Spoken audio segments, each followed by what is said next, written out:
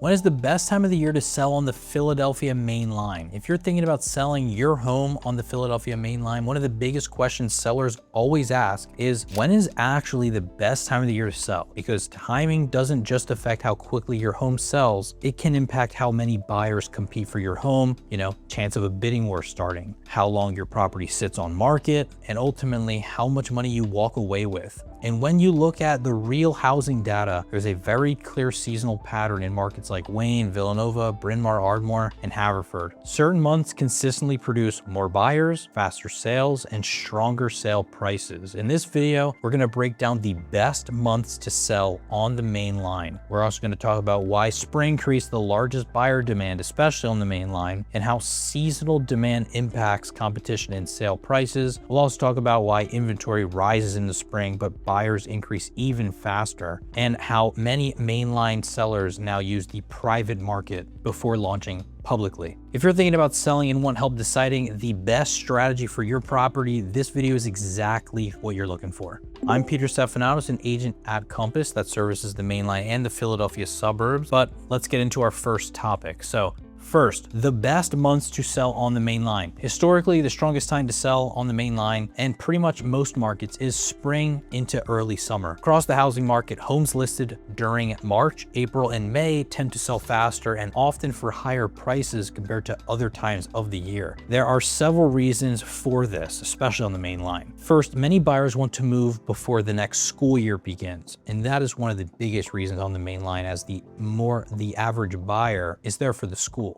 Especially in areas well known for their strong school districts. It's the #1 driver in why some buyers get desperate to buy homes and don't mind overpaying, because they must buy before the school year starts. Second, the weather improves, which means buyers are much more willing to attend showings, tour multiple properties, and make competitive offers. This creates a surge in serious buyer activity right when new listings begin hitting the market. Now, why the mainline market gets extremely competitive in the spring. Even though spring brings more homes to the market, it usually brings even more buyers. And on the main line, the gap is very large between inventory and demand during the spring and early summer months. The main line historically has half the housing inventory when comparing the surrounding Philly suburbs. If the surrounding Philly suburbs right now has around 4 months of inventory, the main line will have 1 to 2 months of housing inventory, which is extremely low. And that's the key point here. When buyer demand grows faster than the number of new listings, competition increases substantially. This is exactly what tends to happen in desirable mainline towns. Areas like Villanova, where I live, Wayne, Bryn Mawr continue to see super strong demand due to the top-ranked schools, train access, access to center city, historic homes, walkability, and proximity to major employment centers. For example, housing data shows that the median home price in Villanova recently exceeded around $1.6 million, which is a 2026 record. Across the broader mainline region, median home prices have also been rising roughly 8 to 12% year over year in most areas, showing how strong demand remains for these mainline towns. When spring arrives, the demand often turns into multiple buyers competing for the same homes, which is exactly what sellers want. Now, why timing matters for buyer psychology. Another reason spring performs so well is buyer psychology. Buyers often start their search early in the year. Many begin browsing listings in January, touring a few in February, and getting serious about making offers in March or April. By the time spring listings hit the market, there is often a large group of buyers who have already been pre-approved by lenders. They've been watching the market for months. They've seen multiple properties, and they're ready to act quickly because they are also running out of time to make a move before the new school year starts, which is one of the biggest reasons these super high bidding wars occur for some properties. When a well-priced home with a large buyer pool hits the market during this time, it can generate a surge of interest immediately. This is why many homes that launch in spring receive the highest showing activity in their first week or two. Now, why the market slows later in the year? There's some common sense here, but while homes sell year-round, the mainline market tends to slow down, obviously, after the summer, just like all other markets pretty much within the Philadelphia suburbs. By the time fall arrives, many families have already moved for the school year, or they've given up their search and they've settled back into where they were living for this school year, they hunker back down, buyer activity begins to decline, and holidays start approaching. Winter typically has the fewest buyers actively searching, which means sellers will see fewer showings, less competition between buyers, and sometimes longer time on the market. This doesn't mean homes can't sell in the winter. In fact, serious buyers who shop during winter are often very motivated, but statistically speaking, the largest buyer pools usually appear during the spring market, with 60% of mainline homes selling over asking during summer, while in winter, that statistic is almost cut in half.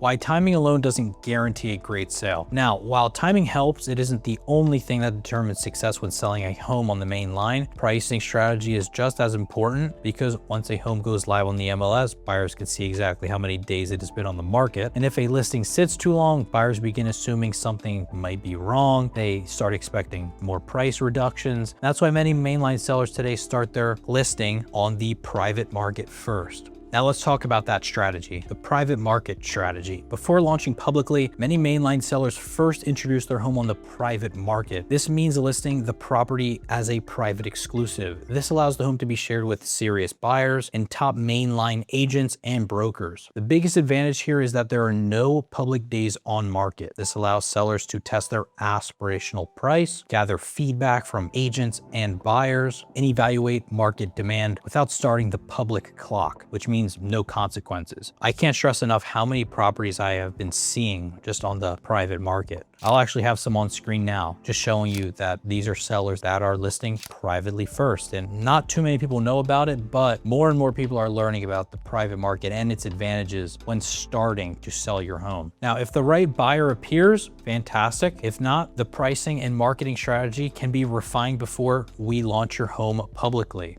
Now, the strategy mainline sellers often use, and what I recommend for my clients and what I've deployed multiple times for my clients, is we start on the private market first. Test your aspirational price. We gather real feedback. We make adjustments based on the feedback. Then we launch publicly on the MLS if needed. Once the pricing, staging, timing, or marketing strategy is refined, the home can go live publicly with stronger positioning. Because from listing on the private market, we'll have brokers, agents, and qualified buyers come in, and we may learn, oh yeah, maybe we should actually paint these walls a more neutral tone, you know? That was a big issue with a lot of people. Or maybe we learned simpler things like, oh, we should have power washed the exterior of the property. A couple people complained about that and it was a little off-putting. Or maybe we should actually have the pool running, or maybe the home should actually be staged. These are things that you're gonna learn from listing on the private market. You're gonna be able to take in feedback, make adjustments, and then launch publicly to take advantage of those first 2 weeks of being on the public market, where your highest chance of a bidding war starting lives. You increase your chances of selling for the most. Like I said, this approach is what we recommend on the main line. One of our last sales, we actually sold in under a week on the private market above our seller's aspirational price. There was no sign in the yard, no open houses. I'll actually have some of my recent sales on the screen where I either represented buyers or sellers, and many of these properties were listed on the private market first, from properties in Gladwyne, Villanova, Bryn Mawr, Malvern, and the list goes on.